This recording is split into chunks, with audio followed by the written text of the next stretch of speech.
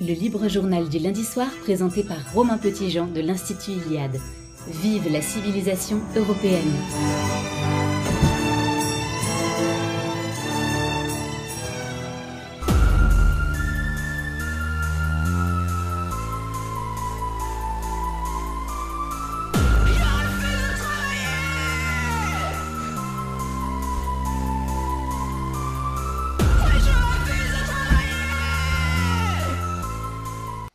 Les Européens veulent-ils encore travailler ? Mondialisation et financiarisation, désindustrialisation et tertiarisation, numérisation et dématérialisation, ubérisation et précarisation, robotisation. En quelques décennies, le travail a subi de profondes mutations, sources de tensions, de désillusions et d'inquiétudes, qui conduisent à s'interroger sur la place qu'il occupe dans nos vies et nos sociétés.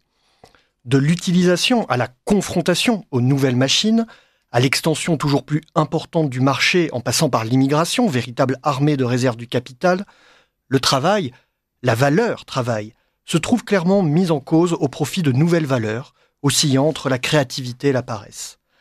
La dichotomie historique entre otium et négocium se retrouve au cœur des débats actuels, influençant les choix personnels et collectifs des Européens, du moins ceux qui cherchent à conférer un sens à leur existence et à renforcer leur destinée collective.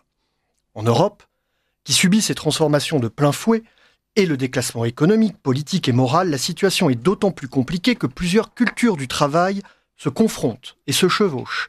L'art du consensus du Benelux et des Scandinaves doit, selon les pays et les entreprises, composer avec le principe tout anglo-saxon du contrat, ou la logique de l'honneur et de la parole donnée propre à la France, même si celle-ci tend à s'éroder. À l'approche du grand colloque de l'Institut Iliade du samedi 5 avril 2025 à la Maison de la Chimie, consacré justement à penser le travail de demain, le libre journal de la civilisation européenne se propose de défricher ce vaste sujet et d'examiner la place, l'utilité et l'importance du travail pour les nouvelles générations d'Européens. Alors pour mener à bien cette discussion, nous recevons trois invités de choix qui pensent le travail depuis des années, chacun à leur façon. Philippe Diriban, qui est ingénieur général des mines et directeur de recherche au CNRS. Ses travaux portent sur la rencontre entre la modernité et la diversité des cultures et des religions, notamment justement dans le domaine du travail. Il a publié une vingtaine d'ouvrages avec des traductions en 10 langues, dont La logique de l'honneur au seuil et Le grand déclassement à Albin Michel, et plus récemment Au-delà des fractures chrétiennes chez Salvatore. Xavier Van Lierde est bien connu des auditeurs de Radio Courtoisie, il est journaliste et consultant en communication. Il s'intéresse tout particulièrement aux mutations affectant le travail, l'entreprise et leur place dans la société. Et enfin, nous recevons, et c'est la deuxième fois en 2 émissions consécutives, c'était donc un plaisir, Victor Aubert, qui a enseigné la philosophie pendant 8 ans dans plusieurs lycées.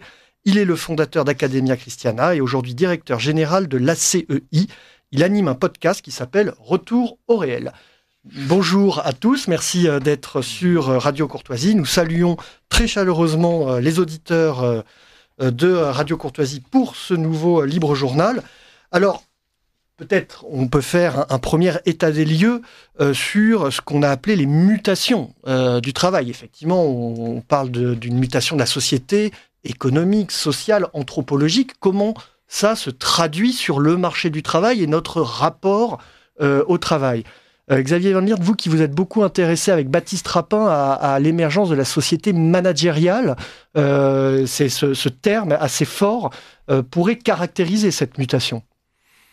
Oui, mais le management lui-même a évolué. C'est-à-dire que je pense que nous sommes la première grande rupture, c'était, je parle sous le contrôle de Philippe Diriban, l'émergence de modes d'organisation taylorien, qui est bien évidemment, ont considérablement une première vague d'appauvrissement des tâches effectuées dans le travail. Et ensuite, on a eu et nous sommes probablement dans ce moment-là, conscient que ce mode d'organisation taylorien pouvait nous mener à une impasse, à un désintérêt. En fait, on était, avec le taylorisme, dans quelque chose qui était purement transactionnel, c'est-à-dire que les gens acceptaient d'avoir un travail extrêmement appauvri, mais en échange, ils avaient davantage de temps libre, et puis un niveau de vie qui montait. Donc c'était une transaction, on acceptait que le travail s'appauvrisse, mais on s'enrichissait par ailleurs.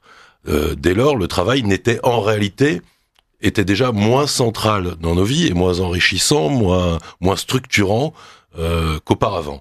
Et puis, pour résoudre les écueils et les tensions qui naissaient dans ce cadre-là, il y a eu ce qu'on a appelé le néo-management. Le néo-management avait beaucoup de promesses, notamment de promesses et d'injonctions. La nécessité d'avoir un travail passion dans lequel on puisse s'investir, se réaliser, et malheureusement, ce management-là n'a pas tenu. Ce néo-management n'a pas tenu ses promesses pour tout un tas de raisons, enfin en tout cas à mon sens, les principales étant, j'en vois deux. La première, c'est qu'il a la figure centrale et honnie du précédent management, le management taylorien, c'était la figure du petit chef, du contremaître, qu'on a adoré détester. On a adoré détester le petit chef et on se disait, à la place, on va avoir de l'autonomie et la possibilité de mener les tâches à bien telles qu'on le souhaitait. Mais en réalité, bien davantage que de nouvelles marges de manœuvre, le néo-management a comblé la disparition du petit chef qui exerçait une tutelle mais toutefois humaine. C'est-à-dire un petit chef, c'est quelqu'un auquel on peut se confronter, avec lequel on peut avoir d'ailleurs des discussions même rudes, on peut même avoir des conflits avec lui. En revanche, lorsqu'il a disparu, peu à peu, je crois du moins, sont mis en place tout un tas de règles plus non pas informelles, au contraire. Plus horizontales, plus liquides. Pas horizontales, parce qu'elle venait bien du haut de la pyramide, mais en l'occurrence, elle n'avait pas de visage. C'est un pouvoir qui n'a pas de visage et qui était fait d'une multitude de normes extrêmement tatillonnes, et ce mouvement-là n'a cessé de s'approfondir pour aboutir, même sur la fin, à des normes de type idéologique. C'est-à-dire que le mot-clé dès la période taylorienne, mais ensuite, c'est la conformité. C'est-à-dire que je pense que le travail a été balayé, comme la société du reste, par une incroyable pulsion de conformité qui débouche normative, qui débouche même sur pour les cadres, par une nécessité incessante de reporting, qui finit par se substituer au travail réel et par empêcher le travail. Et je crois que s'il y a une souffrance au travail et une disparition du sens au travail, c'est bien par la difficulté de plus en plus importante pour un grand nombre de métiers de réellement accomplir leurs tâches et de bien faire leur travail. Philippe Diribarne, je me tourne vers vous pour cette même question. Comment vous pourriez caractériser ces mutations du travail dans ces dernières décennies ? Ce qui me frappe, c'est que c'est quand même la spécificité de la situation française. Si on compare les réactions des Français à l'évolution de l'âge de la retraite, pendant que les Danois s'apprêtent, dit-on, à passer à 70 ans, que la plupart des pays européens sont à 67 ans, les Français estiment que 64 ans est un âge terrible. Et donc, ce qui me frappe, si vous voulez, c'est au fond le décrochage des Français par rapport aux autres pays européens en matière de travail, qui me paraît intimement lié à ce qui vient d'être dit, à la fois aux questions de sens et aux questions de normes. Le rapport des Français dans tous les pays occidentaux, il y a un désir d'autonomie, un désir de responsabilité, un désir d'être maître de son travail. Mais la forme que revêt ce désir n'est pas la même selon les pays, et la forme qu'elle revêt en France est spécialement attaquée par l'évolution que nous constatons. Si vous voulez, dans un univers américain, d'être encadré par des procédures, c'est bien. Parce que c'est la logique du contrat. Oui, et puis les procédures, ça évite l'arbitraire. Ce qui est suscite extrêmement de méfiance, disons, c'est l'arbitraire du supérieur. Et à partir du moment où on est dans un univers extrêmement normé, les normes s'imposent aux subordonnés, mais elles s'imposent aussi aux supérieurs. C'est-à-dire qu'une fois le supérieur a édité des normes, il ne peut pas juger son subordonné autrement que sur la manière dont il a respecté ces normes. Au fond, c'est un univers assez sécurisant, si vous voulez. Et aseptisé aussi. Et oui, relativement. Alors, je dis, enfin, on pourrait approfondir la question des États-Unis, si vous voulez, parce qu'il se passe aussi des choses qui posent question aux États-Unis dans la manière dont les normes sont conçues et la façon, disons, dont elles sont mises en œuvre. Dans l'univers que vous évoquiez, d'Europe du Nord, etc., on a une vision qui est très forte de la tâche. On a une tâche. Et au fond, à partir du moment où on vous attribue une tâche, eh bien, ça remonte à loin, si vous voulez, à Luther, à la notion de Beruf, de travail sacerdotal. Voilà, tout à fait. Voilà.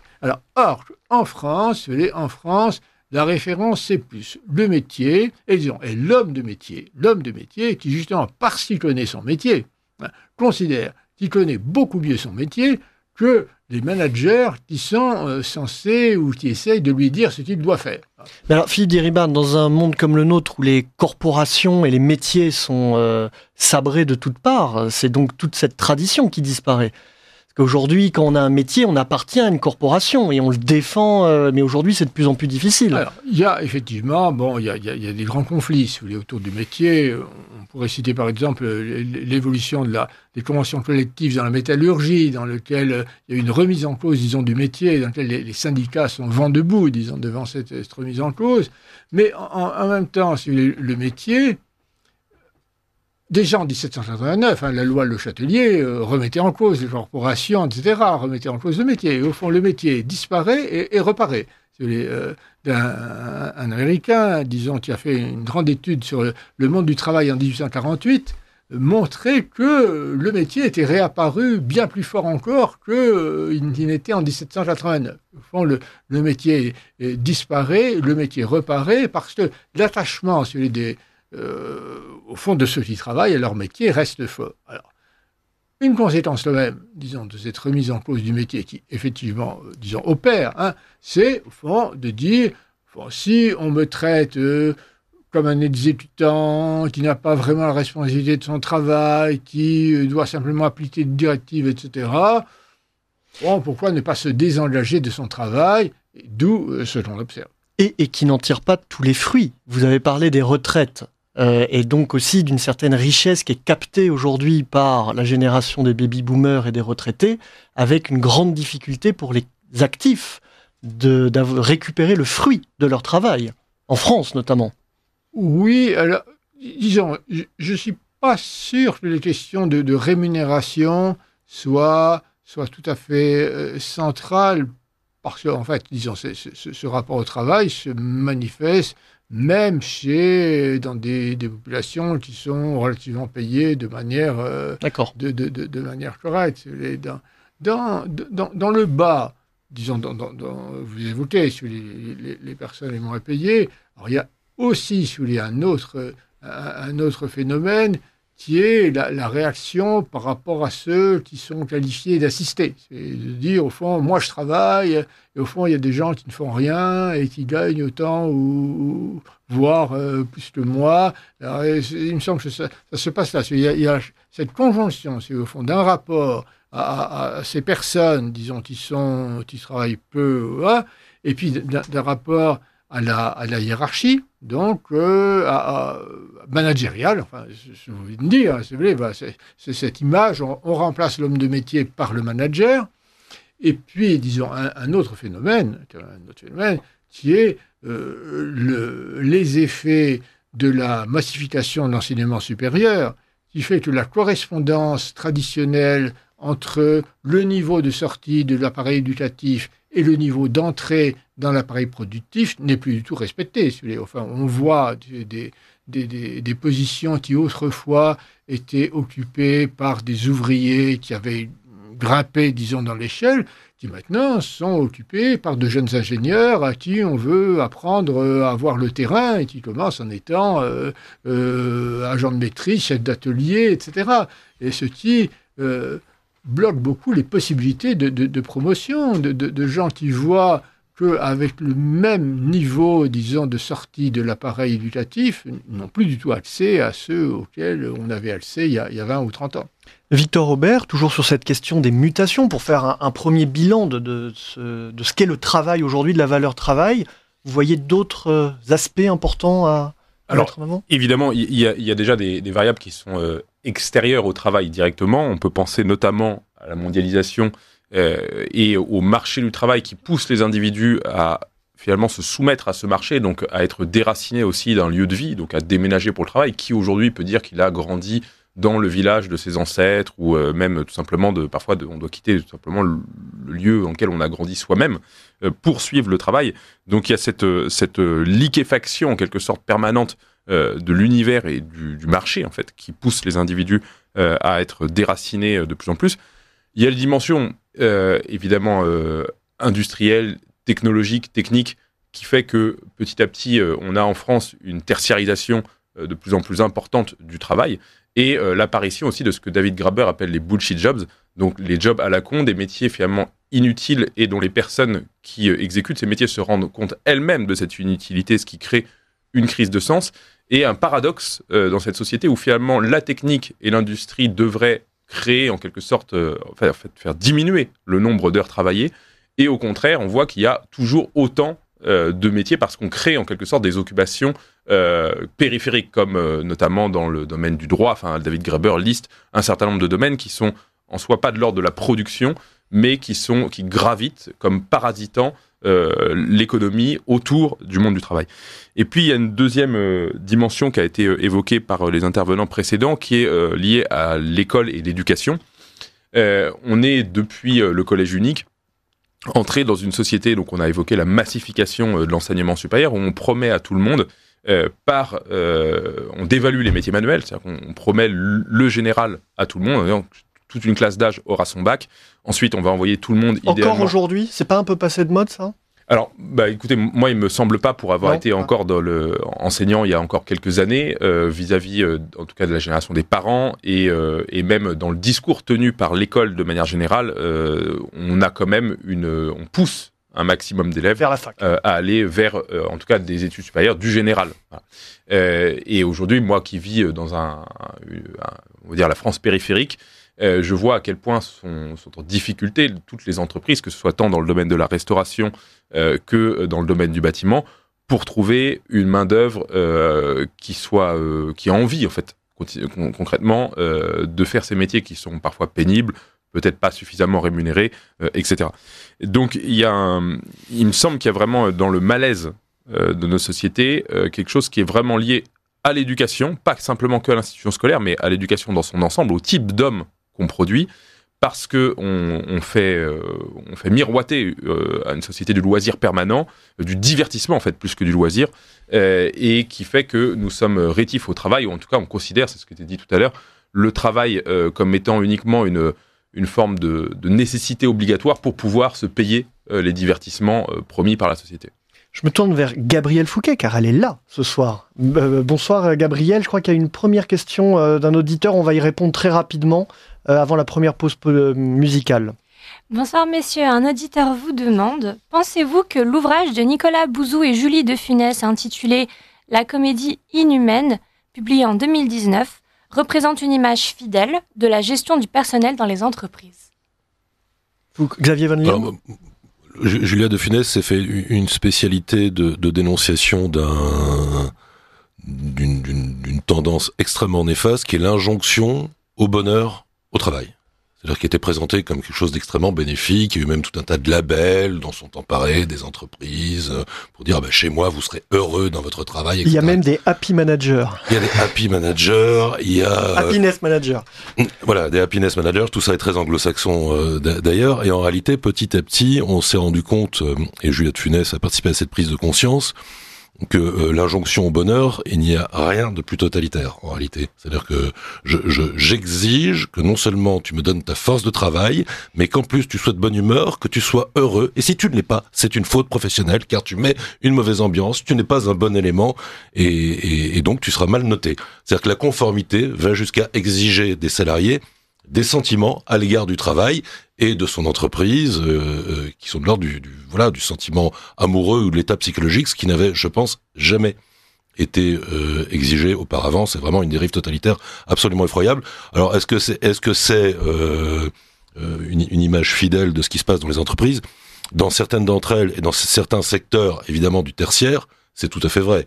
Je ne pense pas que dans la plupart des entreprises de BTP, on exige certes du respect, une certaine bonne humeur, une manière d'être sympathique, mais on n'exige pas que la personne déclame son amour pour son métier le matin. Ça sont évidemment des dérives des métiers du tertiaire, et à mon avis aussi dans les grandes métropole qui concentre beaucoup de ce genre de choses.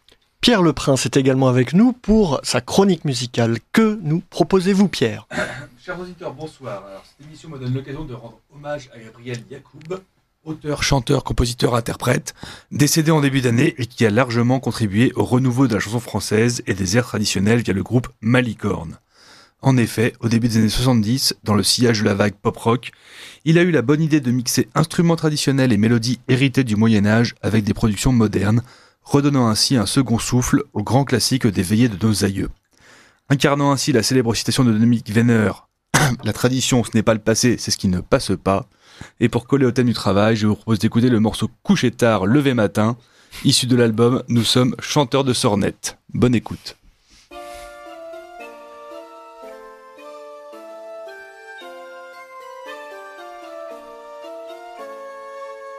Le dimanche, faut aller à la messe, et le lundi, il faut sonner le pain, et le lundi, il faut sonner le pain. Coucher tard le matin, c'est pas ça qui fait du bien, de l'eau fraîche et du pain Dieu, ça ne rend pas vigoureux. Le lundi, il faut sonner le pain, et le mardi, faut aller faire le foin, et le mardi, coucher tard le matin, c'est pas ça qui fait du bien, de l'eau fraîche et du pain Dieu, ça nous rend pas vigoureux. Le mardi, faut aller faire les foins, le mercredi, faut aller battre le pain, le mercredi, faut aller battre le pain. Coucher tard le matin, c'est pas ça qui fait du bien, de l'eau fraîche et du pain Dieu, ça ne rend pas vigoureux.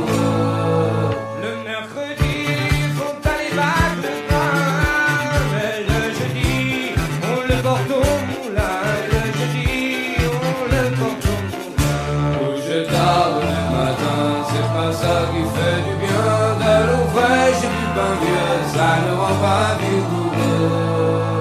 Le jeudi, on le porte au moulin, le vendredi, il faut faire cuire le pain, le vendredi, il faut faire cuire le pain. Coucher tard le matin, c'est pas ça qui fait du bien, de l'eau fraîche et du pain vieux, ça ne rend pas vigoureux.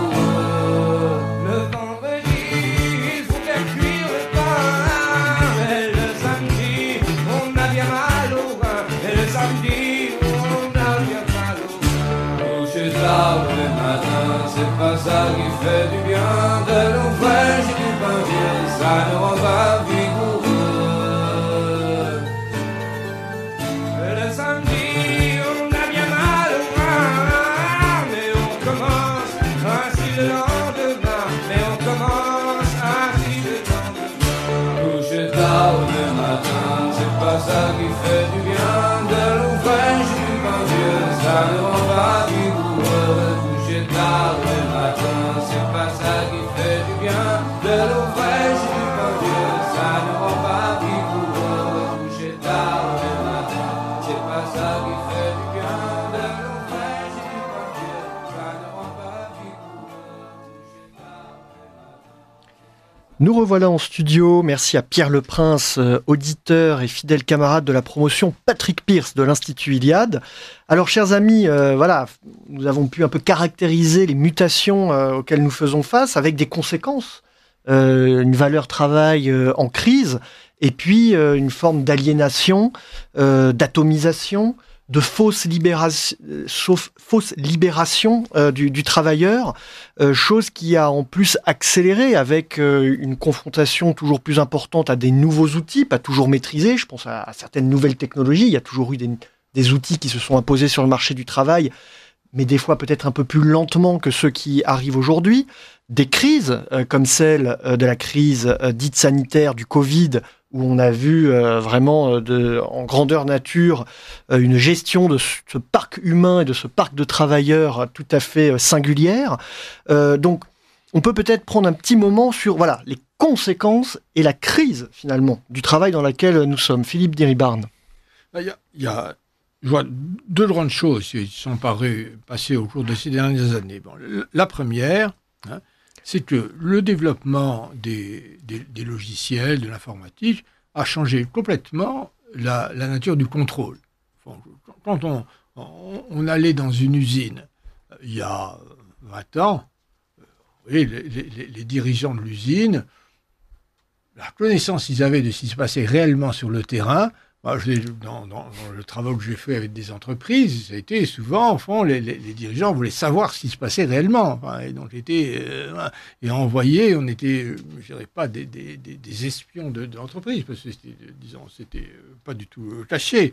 Mais là, de savoir si les procédures étaient respectées, pas respectées, etc., en gros, on n'en savait rien.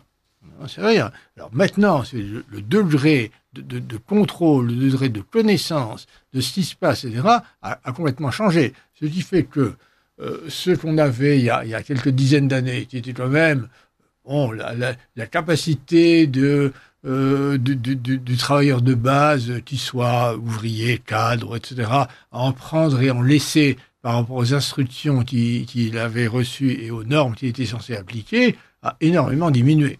Et que du coup, le sentiment d'être maître de son travail a beaucoup diminué.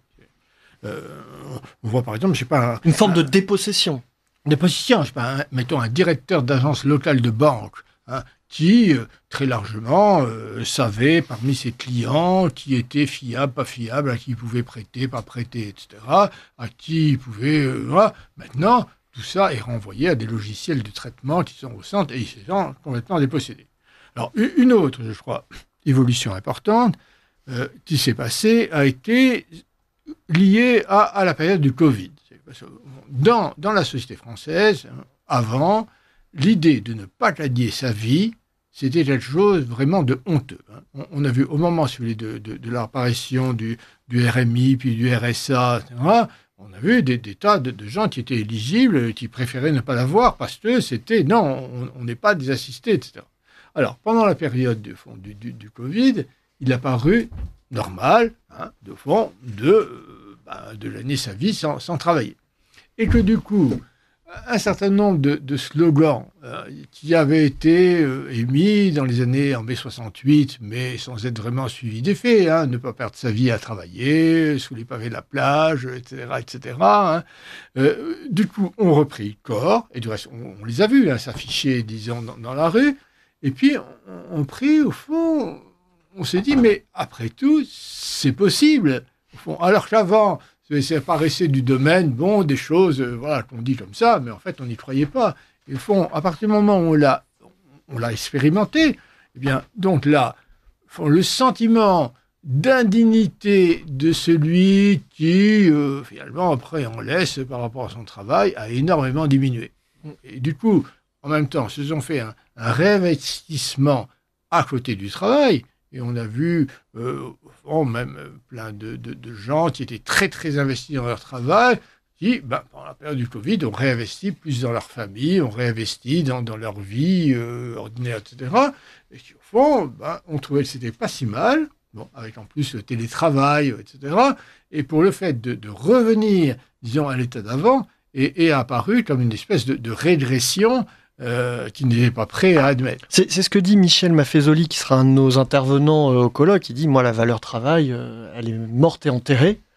C'est son avis, il va le développer lors du colloque du 5 avril, au profit de nouvelles valeurs, celle de la créativité, celle de la communauté, celle du regroupement, etc. Donc, c'est un point de vue.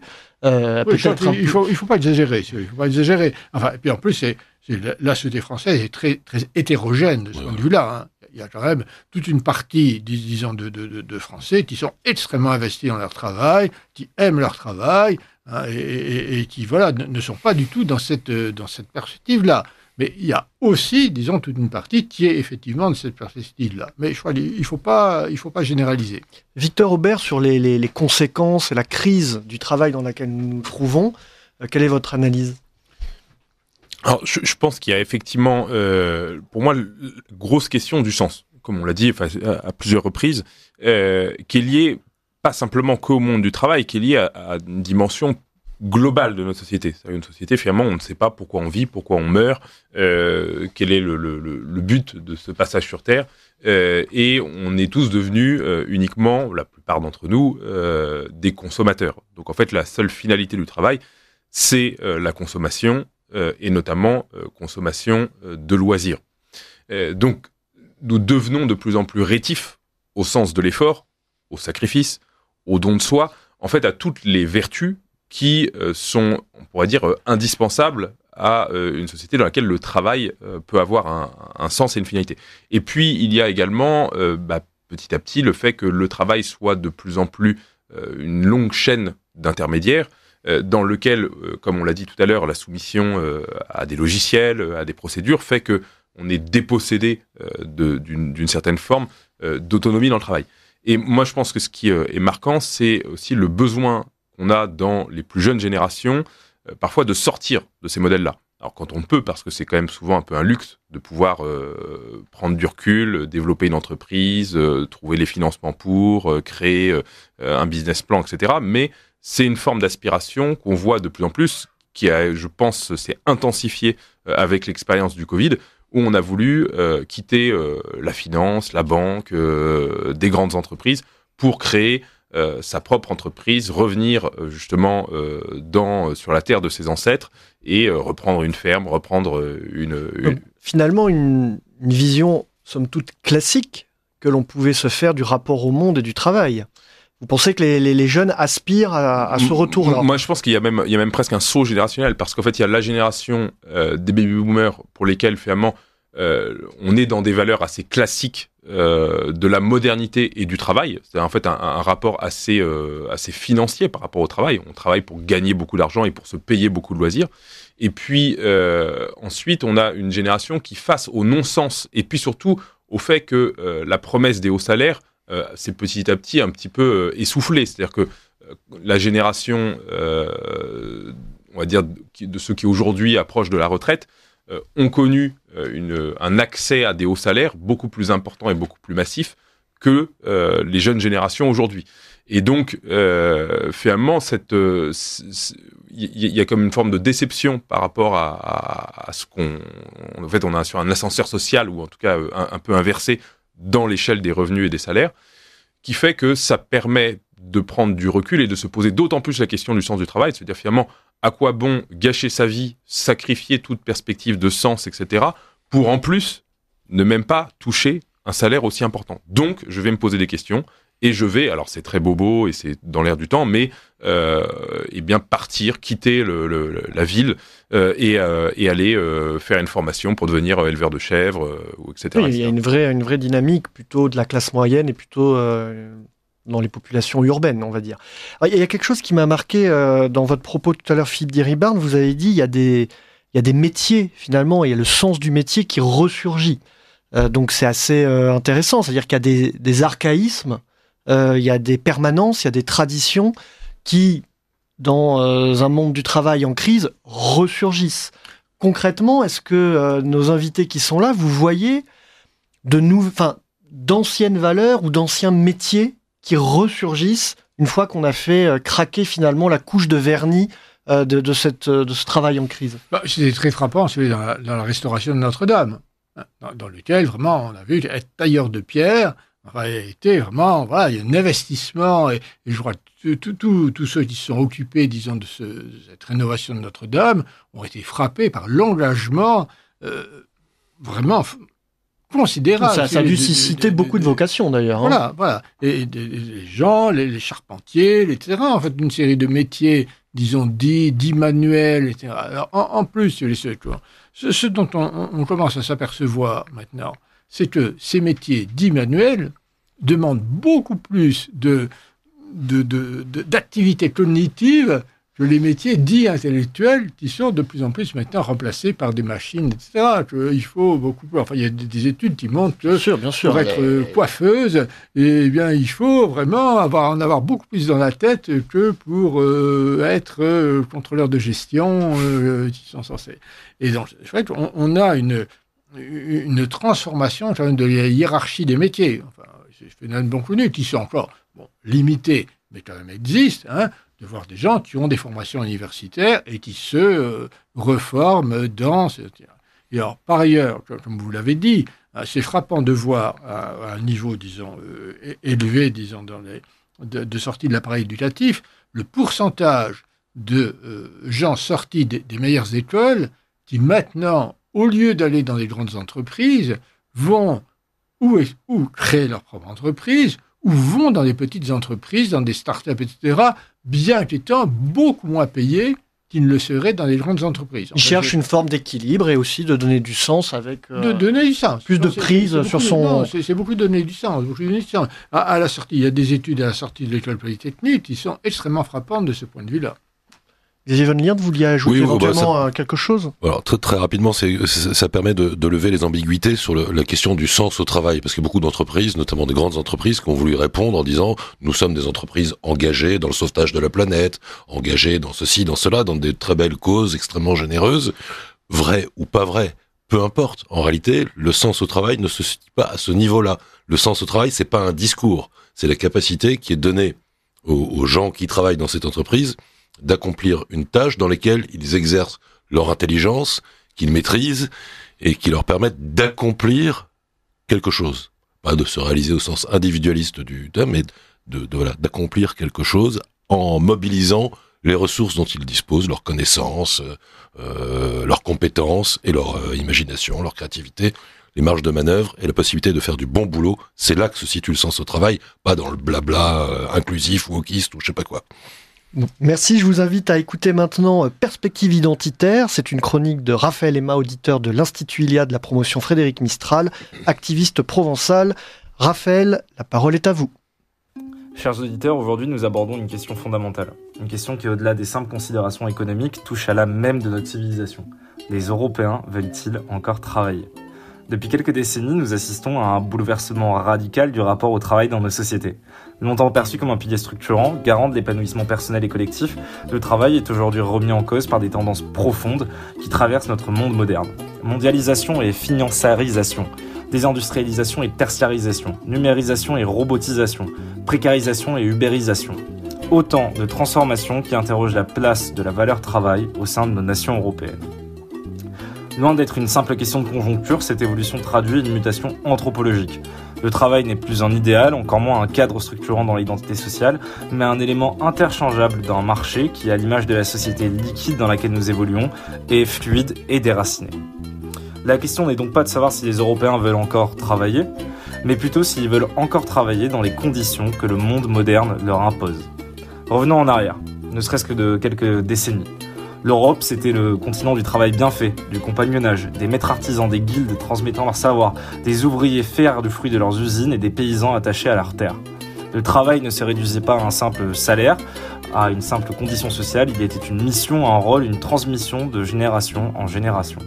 En fait, le travail dans la conception européenne était un élément constitutif de l'identité sociale dans l'individu.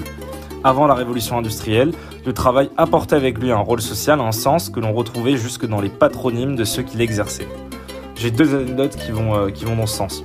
La première, c'est ma grand-mère, que j'invoque souvent dans nos émissions, qui me l'a raconté. Elle connaissait une fille dont le nom de famille était Louvrier.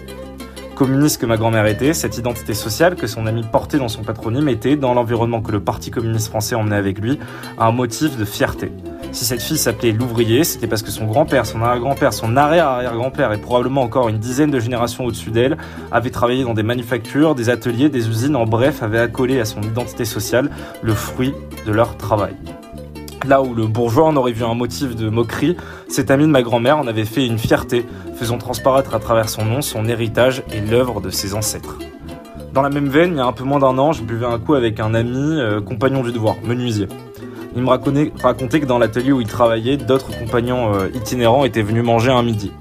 Alors qu'un artisan se moquait gentiment des traditions ésotériques du compagnonnage, l'un des compagnons itinérants s'était brusquement levé. Il l'avait invectivé. Avec un élan de fierté, grande gueule, il lui avait dit de ne pas se moquer des compagnons, car ils étaient, par le fruit de la qualité de leur travail, l'aristocratie ouvrière.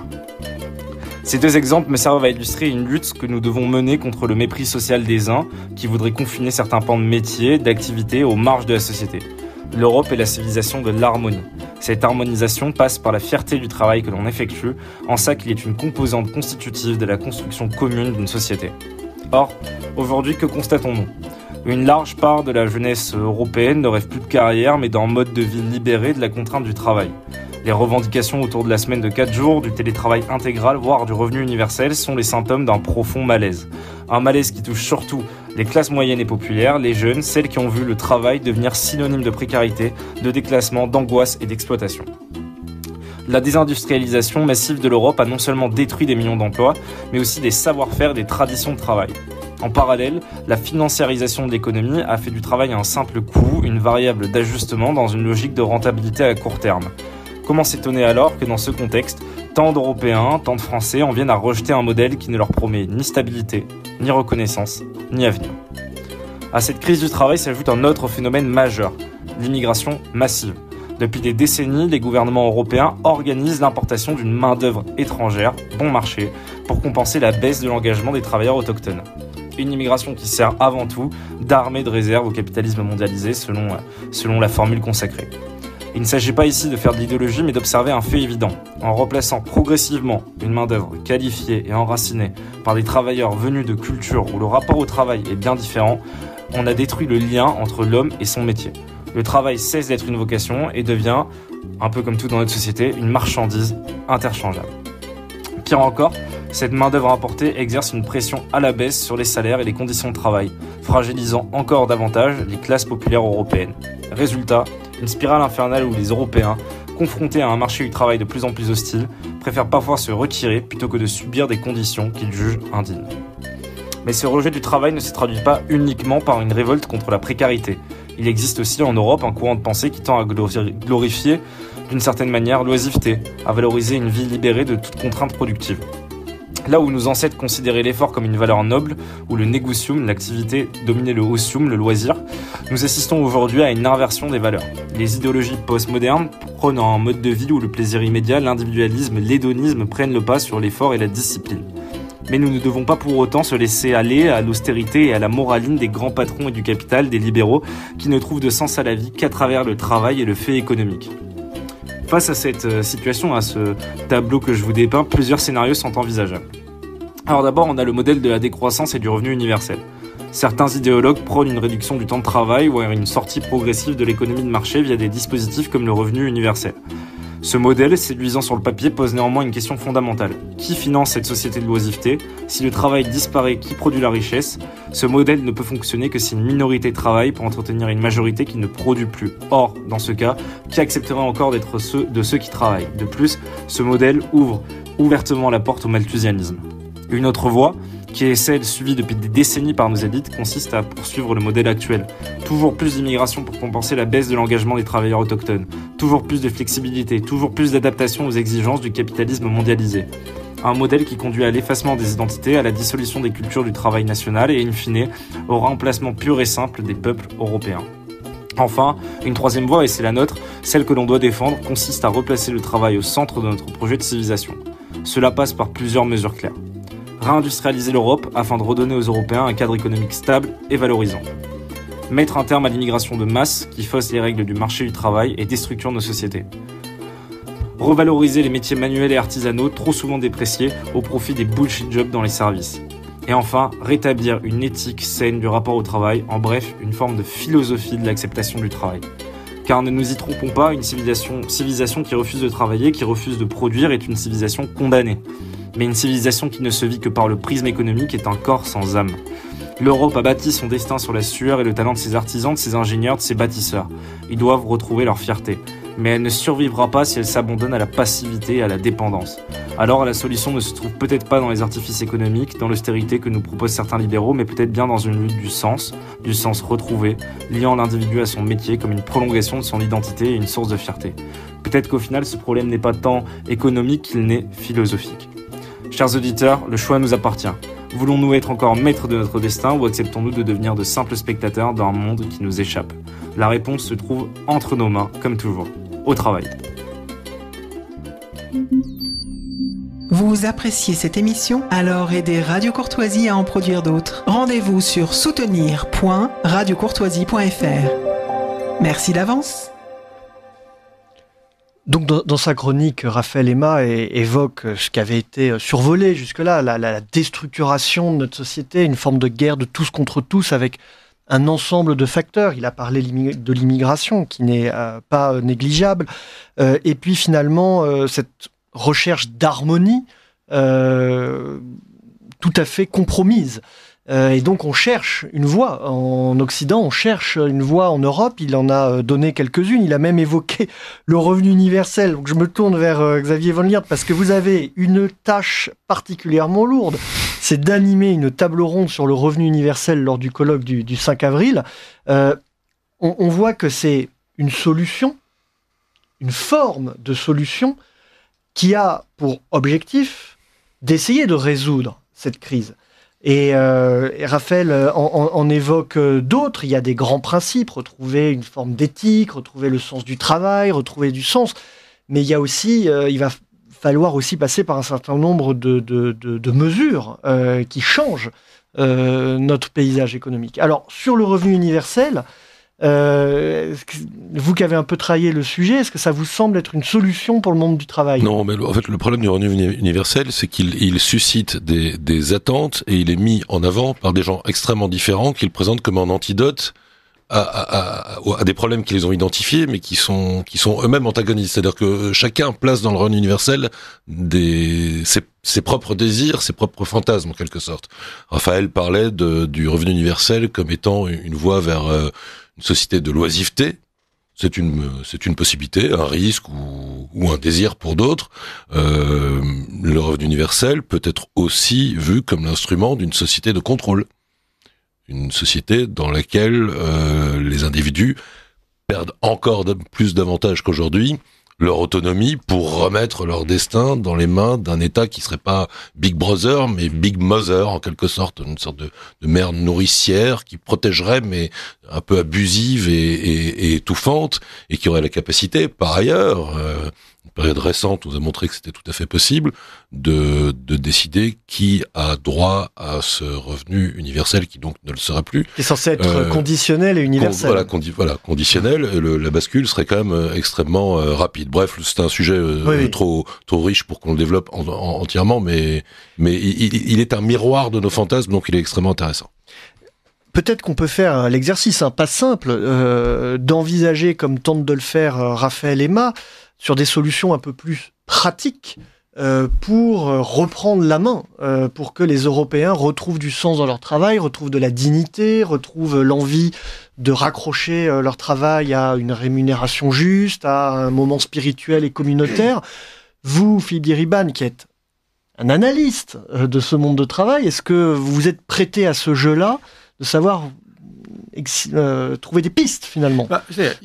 Si on observe le monde du travail, il y a déjà une extrême hétérogénéité. Disons que c'est vrai que la tendance très forte a été, en France, depuis une cinquantaine d'années, d'être sur un modèle de production dans lequel on combine une mauvaise formation professionnelle, des secteurs d'activité bas de gamme, peu compétitifs, des salaires bas, beaucoup d'allocations, et dans lequel, avec un faible niveau de productivité, par exemple, l'évolution comparée avec la Suisse est fantastique. En 50 ans, la France était au niveau de PIB par tête de la Suisse, elle est à peu près à la moitié maintenant. Bon. Alors, par rapport à ça, qui est dominant, il y a quand même un certain nombre de secteurs qui ont tout à fait réagi. Il y a des secteurs, vous prenez le secteur du luxe, le secteur de l'aviation, le secteur, etc., qui maintenant ont largement remis en place leur propre formation, avec la formation, vraiment des formations haut de gamme, leur propre des productions de qualité, etc., et avec des gens tout à fait investis dans leur travail, etc. Donc ça existe déjà. Si vous voulez. Il n'y a pas de fatalité, disons, pour cela. Alors c'est plus facile, c'est dans un certain nombre de secteurs dans lesquels la France est quand même bien placée, si vous voulez, qui sont à la fois le luxe, l'armement et le vin. Si vous voulez, qui sont dans lesquels il y a de la place pour des activités haut de gamme dans lesquelles la France est très compétitive, des entreprises. Alors, c'est vrai qu'il y a des domaines où c'est plus difficile. Mais le cadre général, les politiques générales, n'interdit pas de faire des choses comme ça.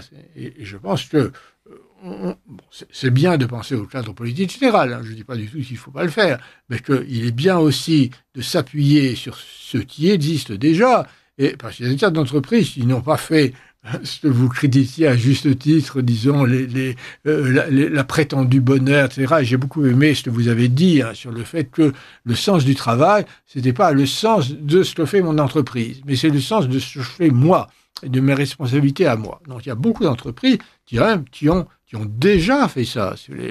Et rien n'empêche de le multiplier dans d'autres secteurs, dans d'autres catégories, dans d'autres régions. Mais évidemment, disons, pour généraliser ça, il y a d'abord un problème massif de l'enseignement professionnel, dans lequel, si on produit des personnes, et alors là, le contraste, si vous voulez, avec l'Allemagne, par exemple, la Suisse, c'est quand même extrêmement frappant, si vous voulez, et dans lequel ce que vous disiez tout à l'heure sur au fond, ce que c'est bien d'aller dans l'enseignement général et pas bien d'aller dans l'enseignement professionnel, a des effets assez catastrophiques, donc il y a ce problème-là.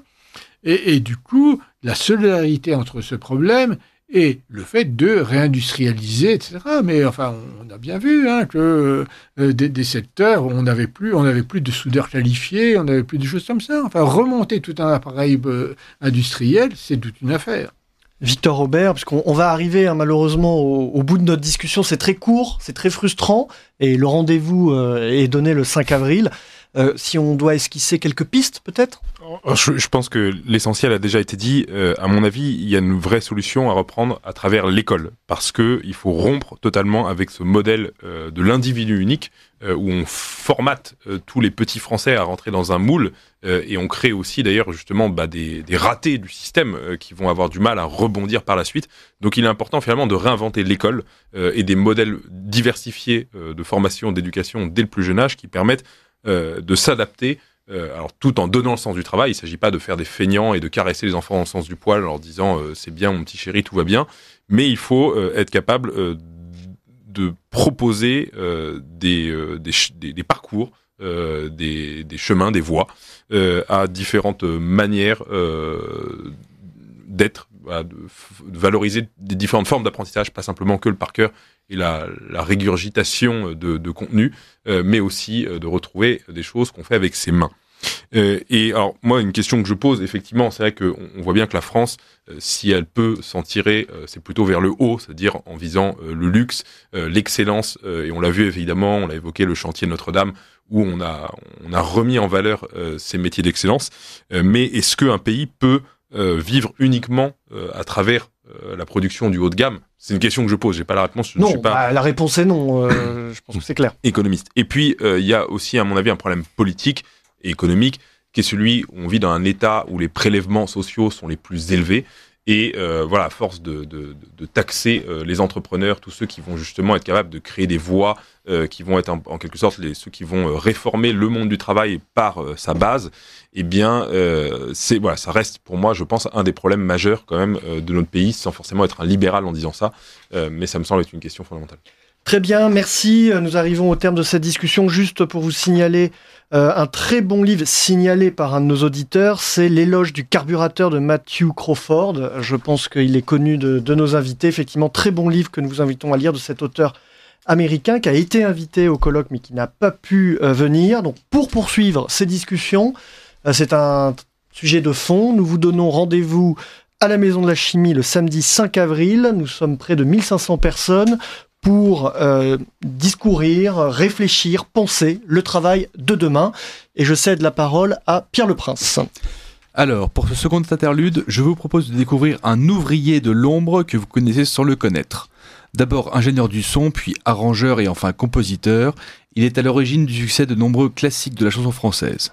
Hallyday, Paul Naref, Gainsbourg, Barbara et bien d'autres, tous ces grands noms doivent en partie leur succès à ses mains expertes et aujourd'hui, à plus de 80 ans, preuve qu'on peut travailler longtemps dans certains domaines, Jean-Claude Vannier sort un album à son nom sur le label du chanteur protéiforme Mike Patton. Il s'intitule sobrement Jean-Claude Vannier et son orchestre de mandoline et on écoute le morceau La danse des maillots de bain pour nous faire patienter jusqu'au prochain congé payé. Bonne écoute et à très vite.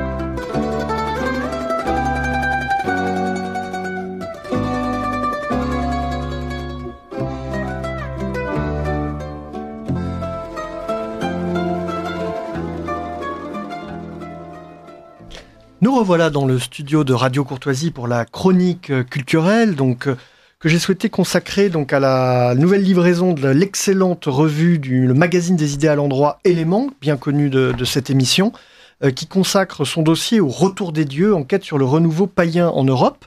Je reçois pour ça Aurélien Pilonnel, qui est chargé de communication à Éléments. Alors, première qualité de cette revue, c'est une forme de constance, de cohérence et de fidélité, puisque c'est d'ailleurs une des seules en France à traiter ce sujet du paganisme, en tout cas à s'y intéresser. Tout à fait, oui. Alors il faut revenir aux origines. Donc la revue Éléments a été lancée en 1973. C'est à l'origine un organe de diffusion du GRES, donc le groupement de recherche et d'études pour la civilisation européenne. Le dernier numéro donc de la revue, rien de moins que le 212e, est consacré à une enquête dirigée par Xavier Aimant sur le renouveau païen en Europe. Son titre, effectivement, il est évocateur, Le retour des dieux. J'ai avec moi aussi le numéro 27 de la revue, donc ça remonte puisqu'on arrive dans les années 1978, et sa splendide couverture, issue du film Les Nibelungen, réalisé par Fritz Lang, représente le héros germanique Siegfried sur sa monture. Elle résonne comme un écho lointain au numéro actuellement en kiosque, puisque son titre est également Le retour des dieux. Donc cet écho lointain, ce même titre, à quasiment 45 ans d'intervalle, montre effectivement que même si la revue a évolué en 40 ans, il y a quelque chose qui reste, c'est la fidélité aux idées. Ça, c'est la revue. Alors justement, le paysage, quand on parle du retour des dieux ou du renouveau païen en Europe, de quoi parle-t-on exactement? Est-ce que la situation en 40 ans a changé, a évolué? Alors elle a fortement évolué. Alors on parle dans ce numéro principalement de l'Europe, notamment des pays baltes et des pays d'Europe de l'Est, avec des chiffres sur l'évolution donc de la pratique, des pratiquants et des différentes organisations qui sont évoquées dans ce numéro. Mais au niveau mondial, il y a également une évolution, puisque aux États-Unis, on recense de plus en plus de pratiquants du paganisme. On en recense partout en Occident, mais également il y en a forcément dans les pays en Inde, en Chine. C'est des pays dans lesquels il n'y a jamais eu de rupture finalement. Il n'y a jamais eu de conversion aux religions monothéistes, donc il y a toute cette pratique qui compte des centaines de milliers, des milliards de pratiquants. Mais là, effectivement, on se concentre plutôt sur l'aspect occidental et le renouveau, donc c'est plutôt un néopaganisme qu'un paganisme traditionnel. C'est ça, c'est-à-dire que, est-ce que ce néopaganisme, ce retour à cette spiritualité, c'est une forme de philosophie, de vision du monde, ou une réelle religiosité avec des pratiques qui concernent les individus et les communautés? Eh ben, un peu des deux finalement, puisque si on remonte à la racine déjà du mot religieux, c'est un mot d'origine païenne, puisque c'est un mot romain, qui vient, alors selon certains auteurs antiques, le mot religion on peut le rapprocher du religare, qui signifie relié ou attaché. Traditionnellement, c'est ce qu'on entend. Donc relié, qu'est-ce qu'on relie? C'est soit l'homme à Dieu, soit les hommes entre eux, soit la communauté des hommes à Dieu. Enfin, c'est cette idée du lien.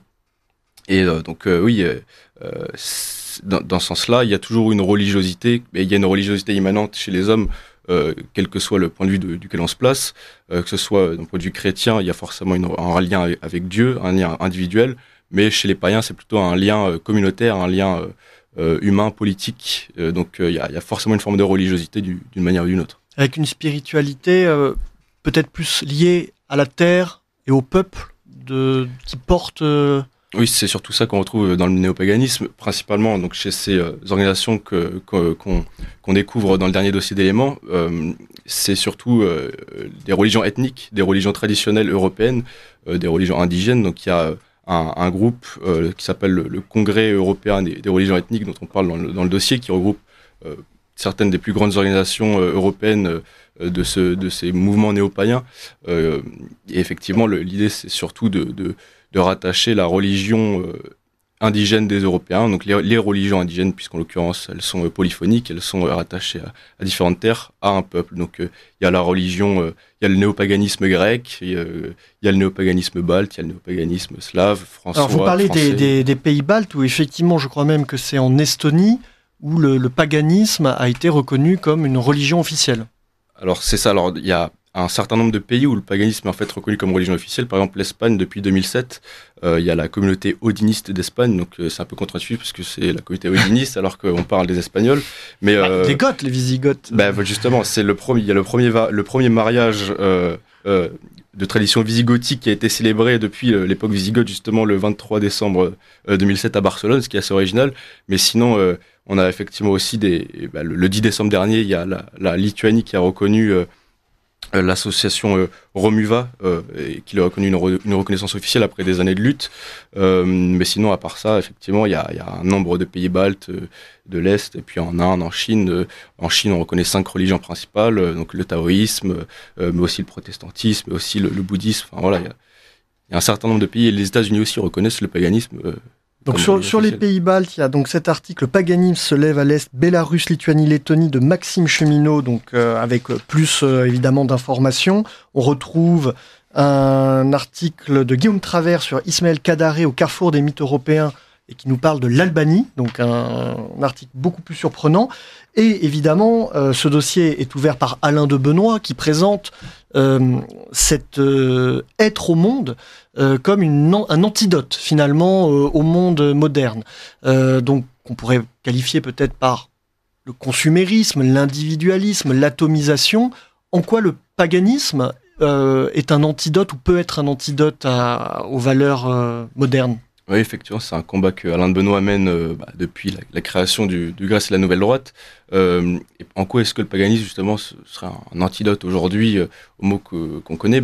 C'est justement là que trouve tout son intérêt cette chronique et ce retour des dieux, puisque tous les articles qui ont été écrits dans ces années 80-70 par les membres de la Nouvelle Droite prennent tout leur sens aujourd'hui et s'annoncent quasiment prophétiques, puisqu'ils annonçaient avant tout le monde, ils annonçaient de manière vraiment prophétique l'atomisation, ils dénonçaient l'individualisme et toutes ces pratiques. Et justement, le paganisme, ça a toujours été un retour à la forme communautaire, un retour à une forme de religiosité qui donne du sens à un système de valeurs, en fait, retrouver un système de valeurs en tant qu'Européens pour nous sortir effectivement de ce nihilisme contemporain qui est, on peut le dire, un poison, et c'est pour ça qu'on peut parler d'antidote, puisque le nihilisme contemporain est réellement un poison qui infecte l'Occident, et on le voit aujourd'hui avec justement ce renouveau trumpien aux États-Unis, qui est inspiré par tout un mouvement néo-réactionnaire. Qui n'est pas vraiment païen, mais plutôt évangéliste. Mais qui est justement derrière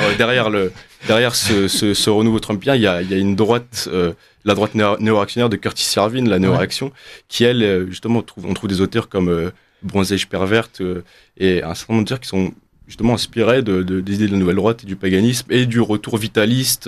Et donc vous voulez me faire une transition pour dire qu'il y a un entretien avec Curtis Yarvin dans le dernier numéro d'Éléments, tout à fait. Bon, de toute façon, c'est un sujet extrêmement dense. J'invite évidemment les auditeurs de Radio Courtoisie qui s'intéressent à cette spiritualité, cette conception du monde, à se plonger dans la revue Éléments, qui en a fait son cheval de bataille. C'est le dernier numéro, avec un article sur BlackRock et les fonds passifs, sur la mécanique Kubrick, sur une rencontre avec Stephen Smith, comment la France s'est ensablée en Afrique. C'est toujours aussi passionnant, tous les sujets sont abordés de front. Merci d'avoir été avec nous.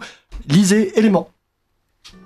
Le libre journal du lundi soir présenté par Romain Petitjean de l'Institut Iliade.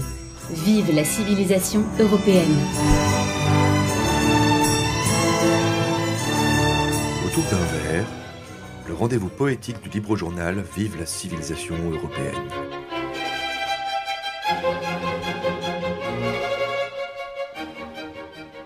Nous retrouvons désormais Gabriel Fouquet qui interprète les poèmes de Frédéric de Cinquiaux dans notre rendez-vous poétique mensuel Autour d'un verre, une chronique où elle nous partage son regard sur le monde à travers les réflexions d'un jeune couple, Frédéric et Romain. Cette semaine, elle vous propose, chers auditeurs, un texte intitulé « Le chemin de la guérison ».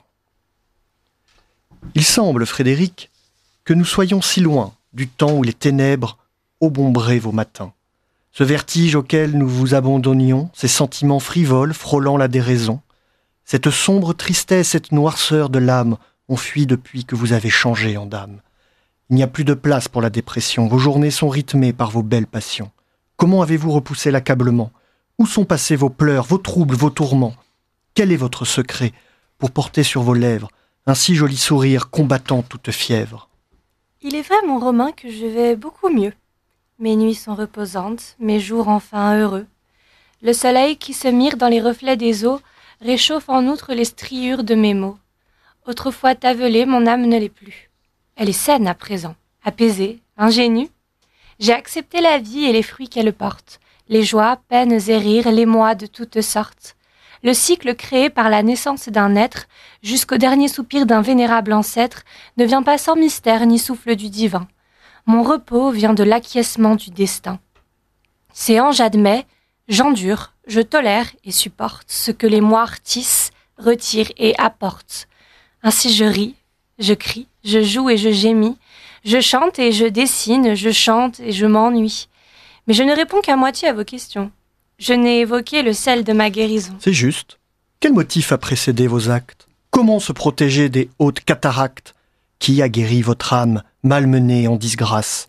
Quel pansement est suffisamment efficace pour rencontrer la paix et non la vacuité, pour guérir des blessures qu'on vous a infligées? Aussi paradoxal que cela paraisse, j'ai accepté sans peine les nouvelles promesses d'un autre, d'un ami, d'un altère, d'un voisin, d'un autrui, d'un parent, d'un amour, d'un prochain. J'ai réouvert mon cœur qui s'était refermé, recroquevillé sur lui-même tout blessé. Contre-intuitivement, j'ai donné ma confiance à l'animal sournois suscitant ma défiance. L'homme m'a mise à terre, mais il m'a relevé. Alors qu'en lui ma foi s'était bien dégradée, c'est lui qui dans mes veines a toujours distillé de l'amour simple et doux, total, illimité. Ma chère Frédéric, c'est proprement l'amour qui a illuminé la beauté de vos jours.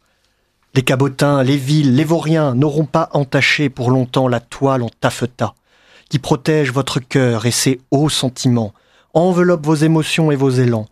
Vous semblez bien guéri, calme face à la vie. Venez là dans mes bras, Frédéric, mamie. Voilà, merci à Frédéric Cinquiot qui nous propose donc ces vers pour les auditeurs de Radio Courtoisie.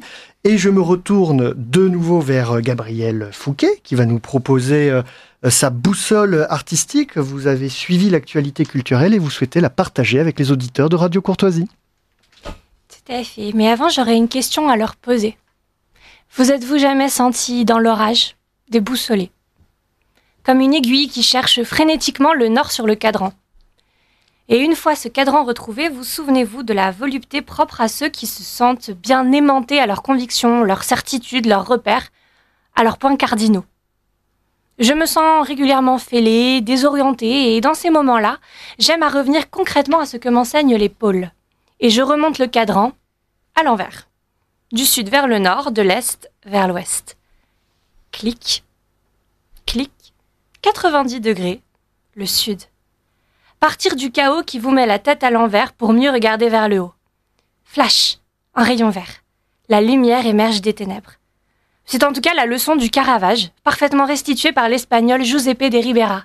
La remarquable rétrospective que lui consacre le Petit Palais jusqu'à la fin du mois y confronte notamment deux périodes majeures de la vie de l'artiste, son séjour romain, mieux identifié depuis peu, environ 20 ans, et sa période napolitaine.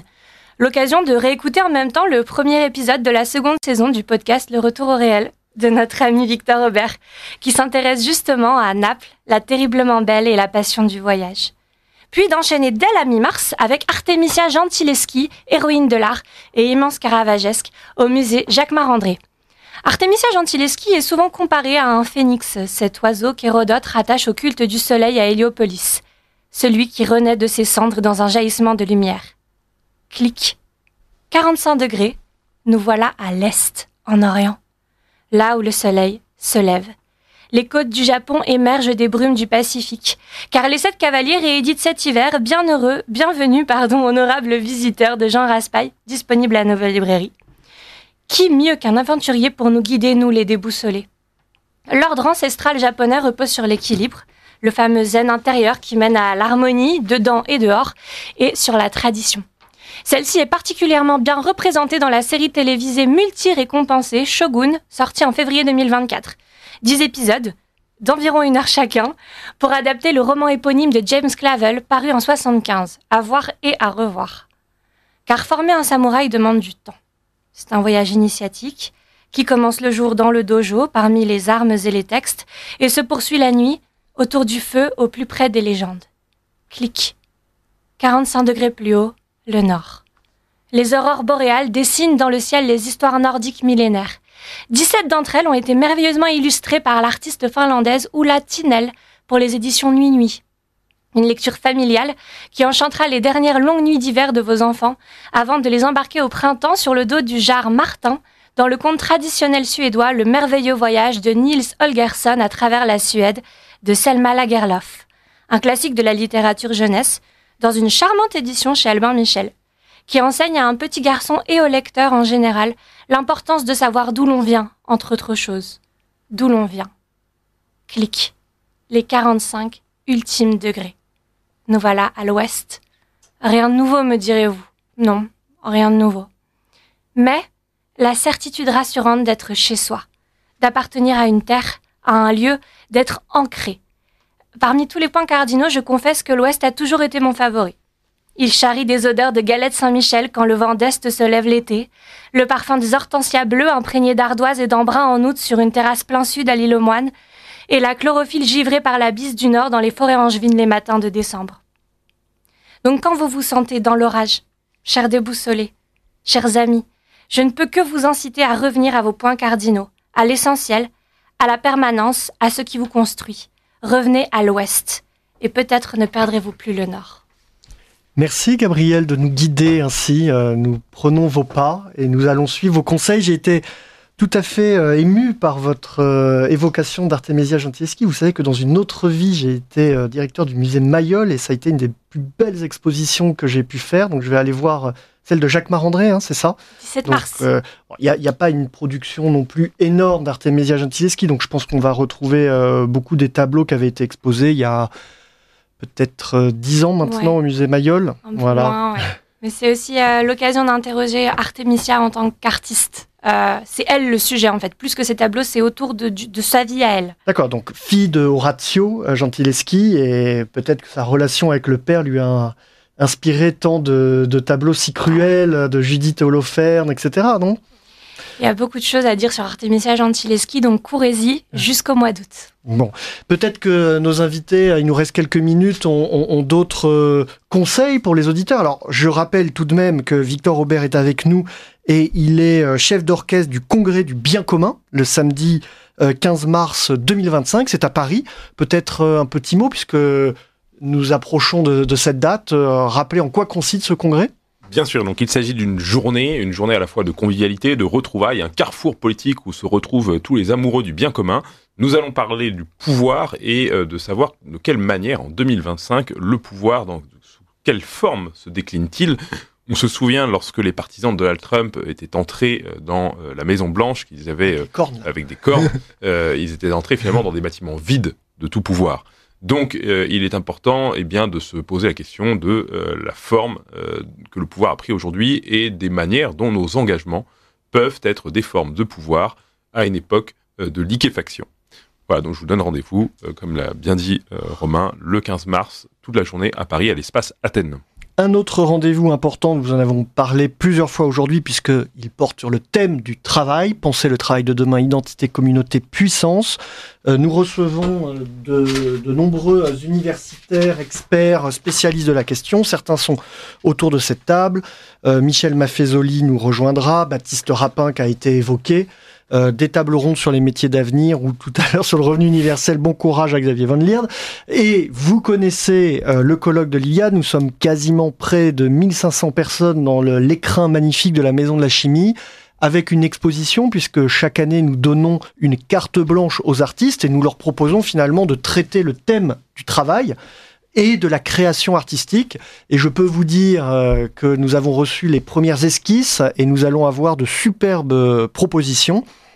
Et nous retrouvons autour d'une forme de forum, d'agora, près de 60 à 70 stands qui permettent à chacun de se présenter, de faire vivre cette grande communauté des personnes attachées à notre enracinement, à la fidélité à ce que nous sommes.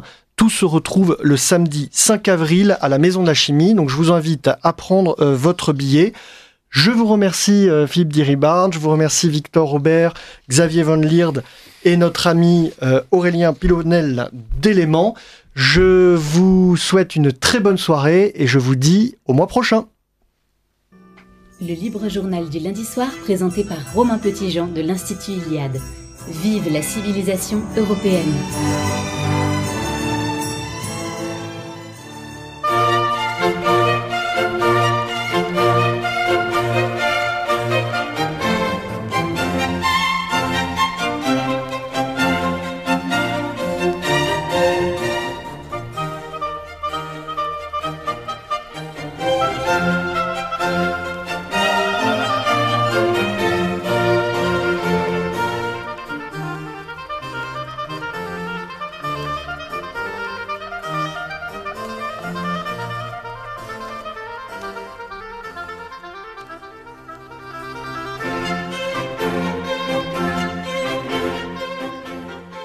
Vous venez d'entendre le libre journal du lundi soir, seconde partie de cette émission, dirigée par Romain Petitjean, diffusée en direct sur Radio Courtoisie lundi 17 février 2025 de 18h à 21h et réalisée par Claudio. N'oubliez pas que Radio Courtoisie est une radio culturelle associative. Afin de sauvegarder une indépendance absolue, Radio Courtoisie refuse toute ressource publicitaire. Radio Courtoisie ne vit que grâce à ses auditeurs. Aidez-nous à demeurer libres. Rendez-vous sur soutenir.rc.fr et accédez à l'ensemble de nos archives à partir de 5 € par an. Si vous le désirez, nous pouvons vous faire parvenir un enregistrement de ce libre journal. Commandez le CD-ROM pour le prix franc de port de 9 € ou 6 € seulement si vous êtes adhérent de notre association. Je vous rappelle notre adresse, Radio Courtoisie, 61 boulevard Murat, 75 016, Paris.